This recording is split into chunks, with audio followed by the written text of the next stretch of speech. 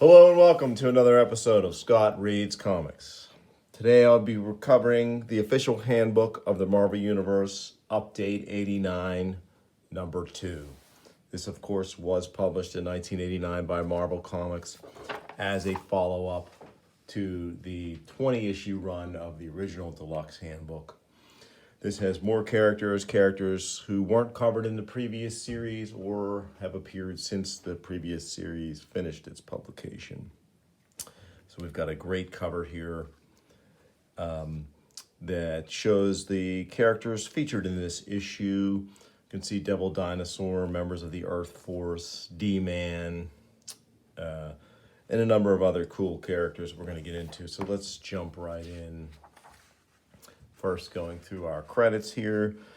Peter Sanderson is writer-researcher, Andy Yanchu's colorist, David Wool, page design, Ed Leslary, production, Greg Wright is the new editor, Mark Grunwald is the executive editor, Joe Rubenstein, inker and embellisher, Linda Strunk, typesetter, Marcus McLaurin is page designer, Ron Friends is our cover penciler, Sarah Tosinski is the assistant editor, and Tom DeFalco is the editor-in-chief.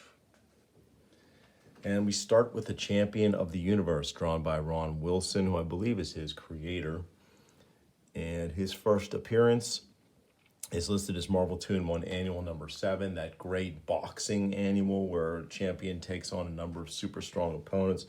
Here we have a panel from that annual featuring Ron Friend's artwork of him knocking out Sasquatch. And he is 9 feet 2 inches tall, weighs 5,050 pounds. Pretty specific numbers there. His name is Trichos Slatteris. Occupation, competitor. Strength level. The limits of the champion's strength are not known. In Earth's gravity, he can press at least 100 tons. His strength derives from the channeling of his cosmic energy from physical use. Pretty awesome. He's a member of the Elders of the Universe, that band of cosmic beings who would later play a significant role in how Thanos achieved ultimate power. That's a great series. I should probably cover it. It's included in a Silver Surfer epic collection, so I might have to cover that one on the show at some point. The Thanos Quest, it's called. He has a number of other superhuman powers, but his main power is his superhuman strength and combat abilities. Chance, a great latter-day Spider-Man villain. First appearance, Web of Spider-Man number 15. He was basically a gadget villain. Real name, Nicholas Powell. And then Chance 2, first appearance, Fallen Angels series number 1. And this character, I believe, is a mutant. Chance is a 13-year-old girl whose parents are members of Reverend Yoon Kim Park's Glorification Church. Park brought Chance and her parents to the United States from their homeland, promising to make them American citizens. Chance is a mutant with the superhuman ability to enhance or inhibit the mutant superhuman powers of others. Hence, she can cause another mutant superhuman power to increase in strength or cause it to cease functioning altogether for as long as she concentrates upon it. It's kind of a neat ability. Who drew our Chances? First one is Bob Budiansky. Second one is Colleen Duran. We have Chemistro, great Power Man and Iron Fist villain. First appearance, Power Man number 12. The second version, Power Man 37. The third version, Power Man and Iron Fist 94. This is drawn by James Brock. And he is a gadget villain who relies on his gun to make chemical changes in people, transform objects, or it looks like people as well.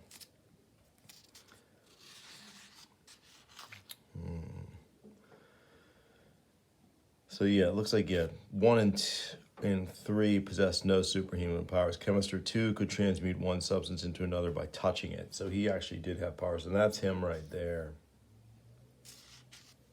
with the full face mask.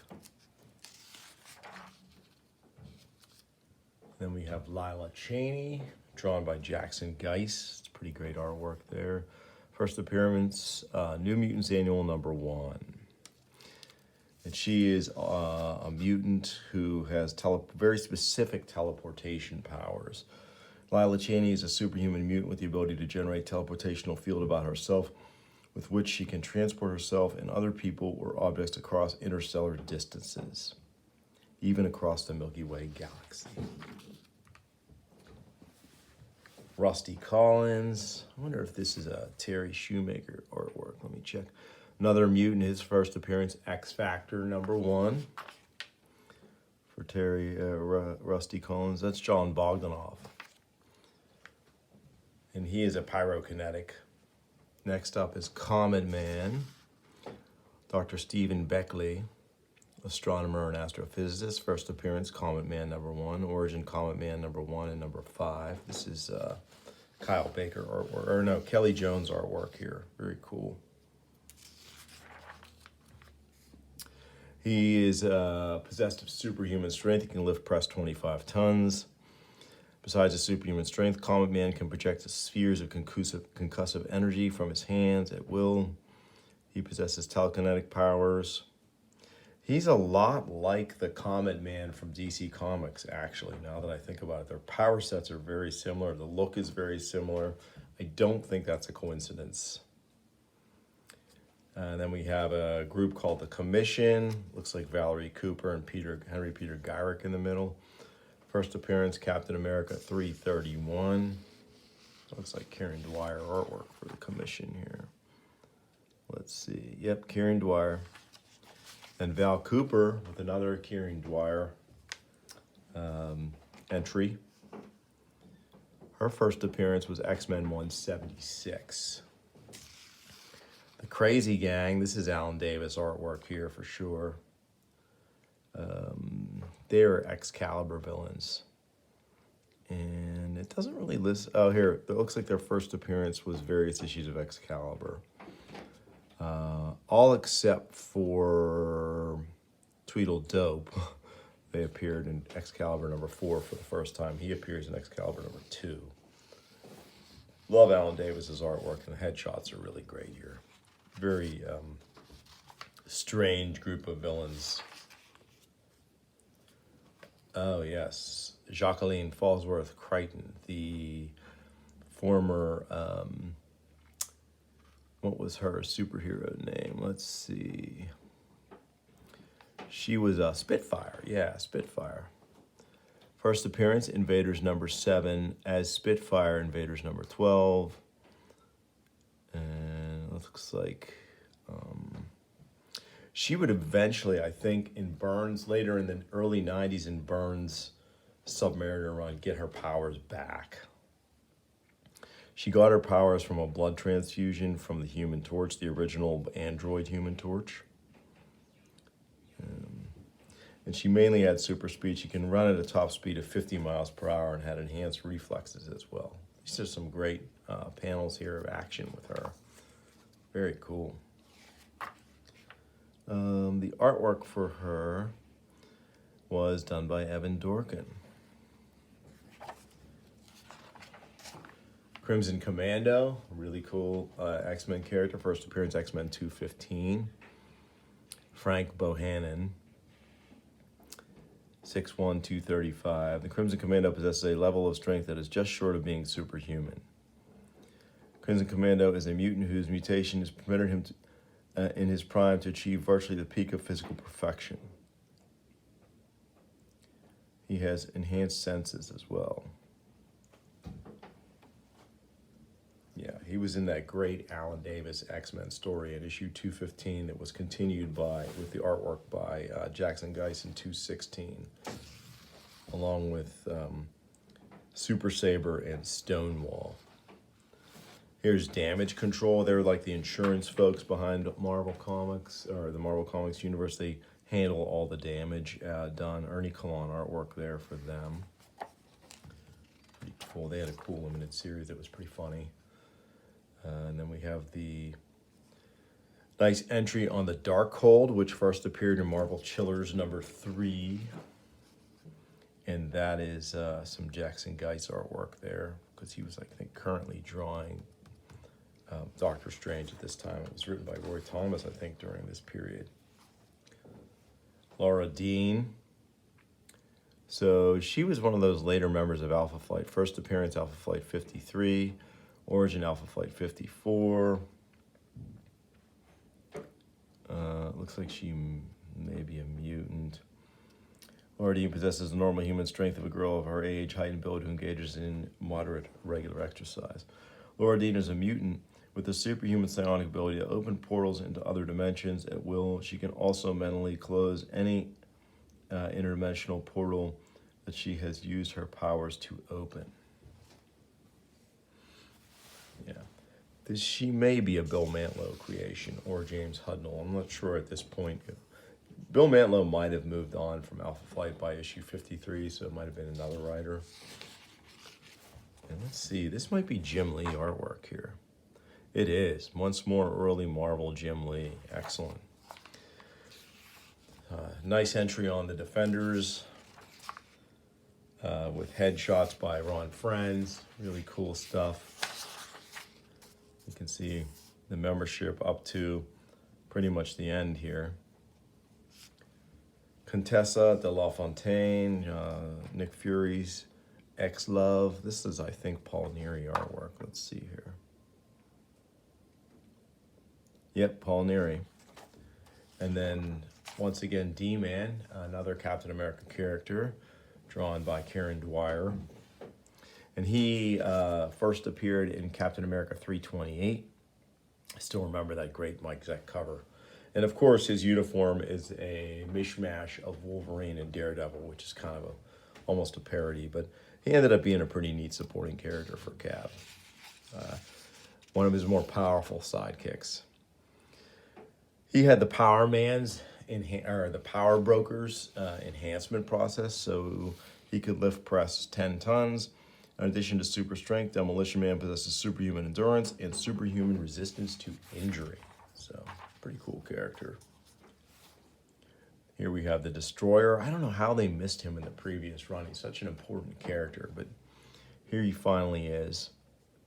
And let's see, this is probably Ron Frenz as well, but let me confirm. Could be Walt Simonson as well. Let's see. Sal Buscema, nice. First appearance, Journey to Mystery 118, Origin Thor 300. And we have a rather, I would say, I love Colleen Duran's artwork, but this is a very disappointing Devil Dinosaur by Colleen Duran. Not into this at all. First appearance, Devil Dinosaur #1. A strange entry. Dr. Bong, a Howard the Duck villain. What a ridiculous character. Who draws him? It's nice artwork anyway. Oh, I should know. John Byrne. Really good artwork. Couldn't originally recognize the Byrne there, so. Yeah, his first appearance, Howard the Duck, #15. Doctor Doom, #2. This might have been Kristoff. Yeah, Kristoff, last name unrevealed. First appearance is Kristoff, Fantastic Four 247 as Doctor Doom, Fantastic Four 278. Origin, Fantastic Four 247. And he was basically, let's see. Later, Doom's body was destroyed in an explosion of cosmic energy in which the alien Tyros, formerly known as Terrax, perished. Doom survived by psionically transforming his consciousness into the body of an onlooker just before Doom's body was destroyed. Back in Latveria, Doom's robots, believing their master to be dead, implemented a plan of his own, by which Doom hoped that his legacy could be carried on after his death. The robots then began programming Kristoff's mind. Yeah, so young Kristoff was programmed to think he was Doom, basically, which is pretty cruel when you think about it. Dr. Spectrum. I wonder if this is a Bob Hall or Paul Ryan piece. Let's take a look. Paul Ryan. Great Squadron Supreme, Squadron Sinister character. First appearance, Avengers 85, Origin Squadron Supreme #4. He is basically a Marvel version of the Green Lantern, essentially. Great limited series at Squadron Supreme 12 issue. I've talked about it on the show before. Should do, I may cover it eventually. I have all the issues which I was able to obtain from, you guessed it, dollar bins. Dominus, drawn by Al Milgrom here. First appearance, X-Men number 21. Old school X-Men villain. Dominus's minions. That'd be great if they were actually named. First appearance, West Coast Avengers, Volume 2, number 17. Origin, West Coast Avengers, Volume 2, number 24. And this is all Milgrom artwork here. You can very easily tell that. Let's see if they're named in here at all.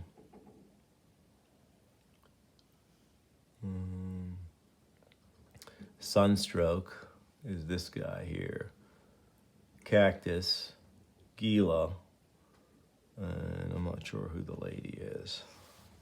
Next up, we have the Dragon of the Moon, appearance Defenders 143. Is that Don Perlin? Because he was a Defenders artist at that time. Steve Buscetto. All right. Frank Drake, drawn by Frank Block, I believe I noticed in the art credits. Let's see, he was a vampire hunter. First appearance, Tomb of Dracula, first series, number 1. So he's a pretty storied character. The Dreaming Celestial, first appearance, Eternals, number 18. That's the first series. That's the Kirby series. Mike Harris is our artist there. Then we have the Dream Queen, drawn by the amazing Jim Lee. He's, I believe, or she is, I believe, a Jim Lee creation. First appearance, Alpha Flight 57. Origin, Alpha Flight 67. She is a host, I think, of magical powers. In her own dimension, the Dream Queen can magically reshape matter according to her will, and even create living beings from it. On Earth, her magical powers are more limited. So yeah, she got a bunch of magic powers. Very cool. This is, you can see sort of the beginnings of the Wildstorm, the image look here in Jim Lee's design work on this character. It's very, and for the time, for 1989, pretty cutting edge stuff. And we get all Jim Lee pencils in the panels here, which is great. He was really finding himself on Alpha Flight, allowed to draw pretty much unfettered. I forget who his inker was on that series, but they meshed well, whoever it was, because I remember loving the issues. Dum Dum Dugan. I wonder if this is another Karen Dwyer piece since he's a Cap character. Nope, that's Paul Neary. So Paul Neary gives us a nice Dum Dum Dugan entry, which we should have had in the previous series. First appearance, Sergeant Fury and his Howling Commandos number 1. Sergeant Fury's Howling Commandos number 34. So he must have also gotten the Infinity Serum because he's around as well. Let's see if I can quickly find out. It's got quite an origin here. This is a long entry. Let's see. Let's see.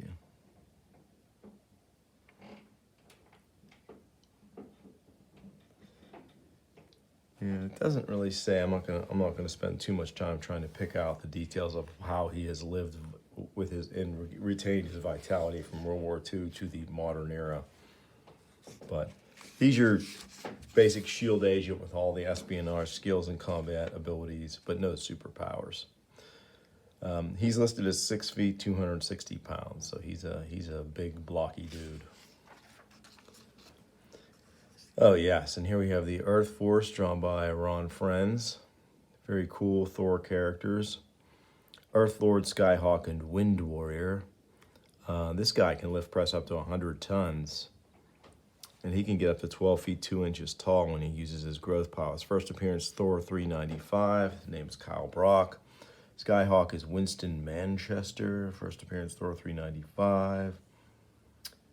He can lift press 10 tons and he can fly. And Wind Warrior is Pamela Shaw, also appeared Thor 395. She can lift press 10 tons, so it's cool. They all have super strength. And she can control the winds. Then we have Ecstasy, drawn by Mike Vosberg, Renee Deladier. First appearance, Doctor Strange, number 74. Let's see. Oh, she looks like at one point she stole Cloak's superhuman powers, like teleportation, dark force manipulation. Yeah, there we can see there her with Cloak's abilities. That's a cool panel too, a nice action panel. Big grizzly with that skeleton in the background there. Pretty neat. Okay. And then we have some data corrections from previous issues of the series